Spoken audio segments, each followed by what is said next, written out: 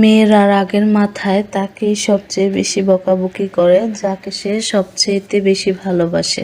নারীর যত রাগ অভিমান সব সে তার প্রিয় মানুষের উপরই দেখায়। তাই পুরুষদেরকে বলছি, নারীর রাগে কখনো বিরক্ত হবেন না। একটা কথা মনে রাখবেন, রাগ অভিমান কিন্তু সবার সাথে করা যায় না। একমাত্র যাকে ভালোবাসা যায় তার সাথেই কিন্তু রাগ করা যায়। আসসালামু আলাইকুম আমার প্রিয় ভিউয়ার্স আপু ভাইয়ারা, আশা করছি আল্লাহর অশেষ রহমতে তোমরা সবাই অনেক ভালো আছো।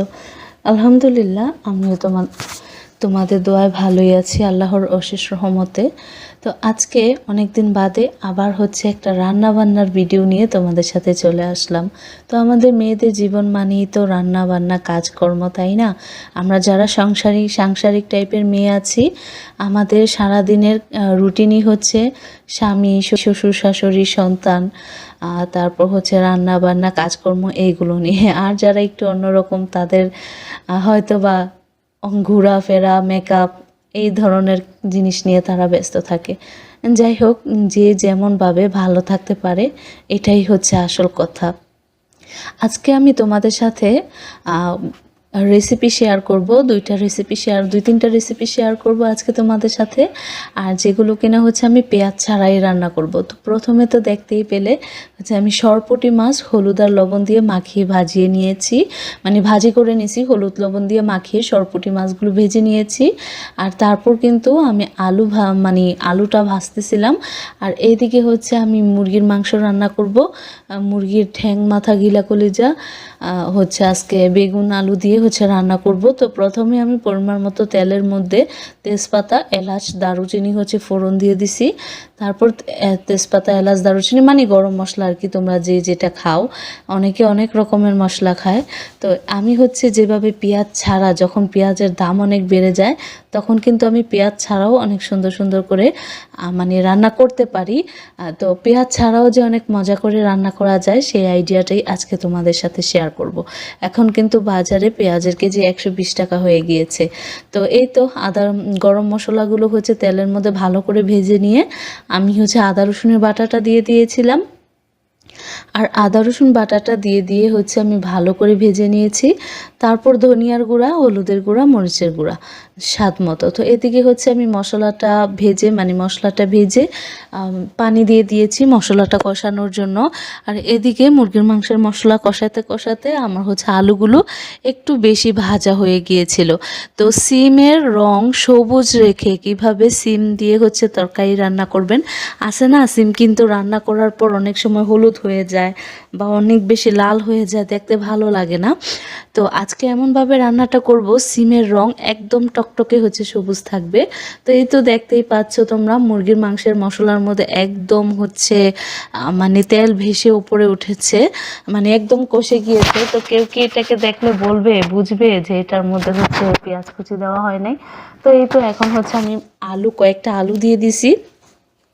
তোমাদের ভাইয়া হচ্ছে আবার মুরগির মাংস, গরুর মাংস যেটাই হোক, আলু না হলে ওর ভালো লাগে না। তো ওর জন্য হচ্ছে আলু দিয়ে দিলাম। আলুগুলো দিয়ে ভালো করে কষিয়ে নিয়ে আমি কিন্তু সাথে কয়েকটা গোল করে লম্বা করে কাটা হচ্ছে বেগুন দিয়ে দিছি। তো বেগুনটা দিয়ে হচ্ছে আমি ভালো করে এখন কষিয়ে নেব। আর ওই পাশের চুলাতে হচ্ছে আমি আলুগুলো ভেজে নামিয়ে রেখে তারপর একটা টমেটো মাঝখান দিয়ে 4টা ফালি করে নিয়েছিলাম, টমেটোটাও হচ্ছে হালকা ভেজে নামিয়ে নিলাম। আর এখন হচ্ছে অল্প তেল দিয়ে দিছি। আর তেলের মধ্যে প্রথমে দিয়ে দিলাম পরিমাণ মতো লবণ, আর সামান্য হলুদ, আর হচ্ছে পরিমাণ মতো শুকনো মরিচের গুঁড়া।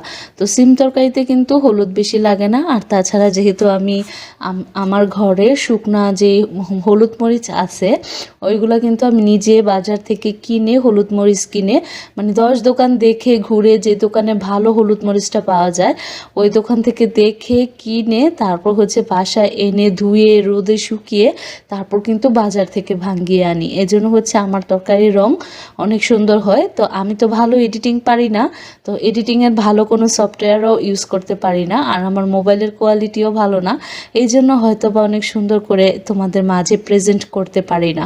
তো আমার প্রিয় আপু ভাইয়ারা, এই যে দেখতেই পাচ্ছ, তো আজকে আমার পেঁয়াজ ছাড়া তরকারি কেমন হলো বলো তো। তো এই তো আমি আলু বেগুন কষিয়ে নিয়ে এখন বলছিলাম না যে মুরগির হাবিজাবিগুলো রান্না করবো আর কি, কলকবজাগুলা, তো মুরগির কলকবজাগুলো সব দিয়ে দিলাম।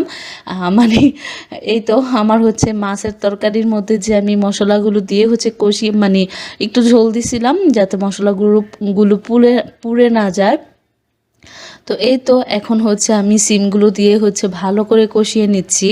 তো আমার হচ্ছে কথা বলতে কষ্ট হচ্ছে, তারপরও আমি ভয়েস দিতেছি। হয়তো বা আমার কাপা কাপা কণ্ঠ শুনে তোমরা যারা রেগুলার আমার ভিডিও দেখো, ভয়েস শোনো, তারা হয়তো বা বুঝতে পারবে। তো এখন কিন্তু অনেক রাত হয়ে গিয়েছে, শীতের রাত, তো অনেক রাতে হচ্ছে ভয়েস দিতে বসছি। চতুর্দিক যখন হচ্ছে মানে একদম নিরিবিলি হয়ে গিয়েছে, তো সিমগুলো বেশ কিছুক্ষণ ধরে কষিয়ে নিয়ে তারপর কিন্তু ওই যে ভাজা আলুগুলো দিয়ে দিলাম। তো ভাজা আলুগুলো দিয়েও হচ্ছে ভালো করে কষিয়ে নিচ্ছি। আচ্ছা আপু ভাইয়ারা, শীতের দিনে কি মশার পরিমাণ অনেক বেড়ে যায়? তো এই তো আমি হচ্ছে মশার কয়েল জ্বালিয়ে বসছি, তোমাদের সাথে একটু পিসিটা নিয়ে ভয়েসটা দিব তাই। তো এই তো মশার যন্ত্রণায় হচ্ছে ভয়েস দিতে পারছি না। তো আমি সিম আলুটাকে ভালো করে কষিয়ে নিয়েছি আর এরপর পরিমাণ মতো ঝোল দিয়ে দিছি। তো তোমরা তো দেখতেই পেলে আমার সিমের রং কতটা সুন্দর রয়েছে। তো আমি হচ্ছে বেশিরভাগ সময় সিম তরকারি রান্না করলে হচ্ছে ঢেকে রান্না করি না, আর হচ্ছে করলা বা উস্তা তরকারি রান্না করলেও বেশি একটা ঢাকি না, মানে উস্তা করলা তো ঢাকি না, উস্তা করলা ঢাকলে ঢাকা চাপা দিয়ে দিয়ে রান্না করলে তিতা হয়ে যায় বেশি, আর খেতেও মজা লাগে না। আর এই তো এদিকে হচ্ছে মুরগির মাংসটাকে একটু মানে ভালো করে কষে গেছি, একটু নাড়াচাড়া করে দিলাম, না হলে তো নিচ দিয়ে লেগে যাবে। আর এদিক দিয়ে আমার আলু সিম একদম সিদ্ধ হয়ে গিয়েছে। তো আমি সরপুঁটি মাছগুলো উপর দিয়ে বিছিয়ে দিলাম, আর দিয়ে দিলাম হচ্ছে উপর দিয়ে সেই ভেজে রাখা টমেটোগুলা। এখন হচ্ছে আমাদের ক্ষেতের থেকে হচ্ছে বিলাতি ধনিয়া পাতা তুলে আনছিলাম, তো সেই বিলাতি ধনিয়া পাতাগুলো দিয়ে দিলাম। তো নাইম আমার থেকে কানা মামা ভালো একটা কথা আছে না, তো এখন আমার কাছে হচ্ছে দেশি ধনে পাতা নেই, তাই হচ্ছে বিলাতি ধনিয়া পাতা দিয়ে দিলাম। তবে এই তরকারিটার মধ্যে দেশি যে ধনিয়া পাতাটা আছে ওইটা দিলেই কিন্তু শীতের দিনে তরকারিতে স্বাদ লাগে, মজা লাগে বেশি আর কি। তো আমি লাগাইছি, তো বৃষ্টিতে তো সবই শেষ হয়ে গেছে, তোমরা তো জানো কত কিছুই তো ক্ষেতের মধ্যে লাগাইছিলাম।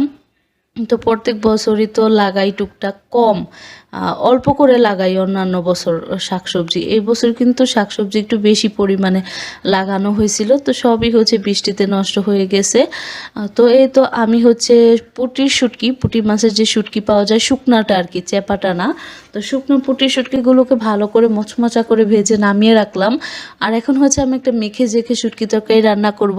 এটা আমি হাত দিয়েই মেখে রান্না করি, তো ভিডিও করছিলাম তো হাতে আবার ভরে যাবে এজন্য হচ্ছে আর হাত দিয়ে মাখালাম না। তো প্রথমে হাঁড়ির মধ্যে বেগুন দিয়ে তারপর হচ্ছে হলুদের গুঁড়া, মরিচের গুঁড়া, লবণ, তেল দিয়ে হচ্ছে আমি একটা সরাটা দিয়ে একটু ঝাঁকিয়ে দিলাম, অন্য সময় হচ্ছে হাত দিয়ে মেখে নেই। তো আমি হচ্ছে 3-4টা সিমও দিয়েছিলাম সাথে, বেগুন আলুর সাথে। তো বেগুন দিয়ে মানে পুঁটি মাছের শুটকি দিয়ে একটা যে তরকারি হয় শুকনা শুকনা করে, তারপর এই যে এই দিনের যে মানে ঘি তুলনি যে সিমগুলা পাওয়া যায় বা কাইত্তা সিম যেগুলো আছে ওইগুলা দিয়ে, মানে কার্তিক মাসে যে সিমগুলা মানে নেমে যায় বাজারে আর কি, কাতি সিম একটা আছে, খেতে খুব ভাল লাগে। তো ওই সিম দিয়ে যদি পুঁটি শুটকি দিয়ে শুকনা শুকনা করে দেশি ধনিয়া পাতা দিয়ে একবার ট্রাই করে খেয়ে দেখতে পারেন আপু ভাইয়েরা, অনেক মজা লাগে।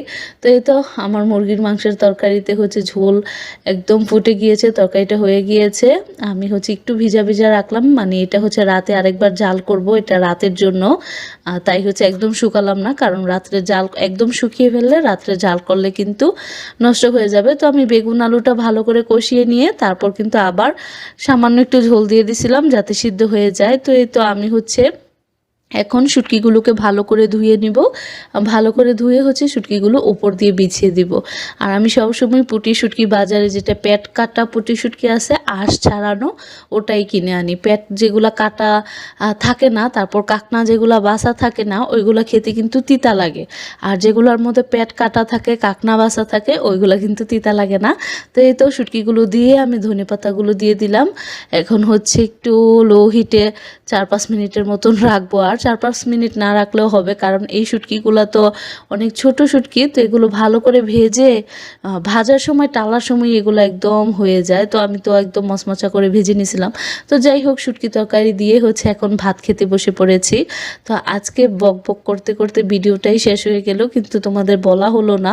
তোমাদের কারো কাছে যদি আমার আজকের ভিডিওটি ভালো লাগে তাহলে আমার ভিডিওতে দেখানো কোনো কাজ, কোনো দৃশ্য, কোনো কথা। তো আজকের ভিডিওতে আর কোনো কৃষিকাজ শেয়ার করলাম না, শুধু রান্নাবান্নাটাই শেয়ার করলাম। এই তো তোমাদের ভাইয়াকে খেতে দিয়েছি, সে খাচ্ছে, আমিও খাচ্ছি। আমরা সবাই পরিবারের একসাথে বসে, আমার শ্বশুর শাশুড়ি হচ্ছে, আমি আর তোমাদের ভাইয়া, আমরা চারজন একসাথে বসেই সবসময় খাবার খাই।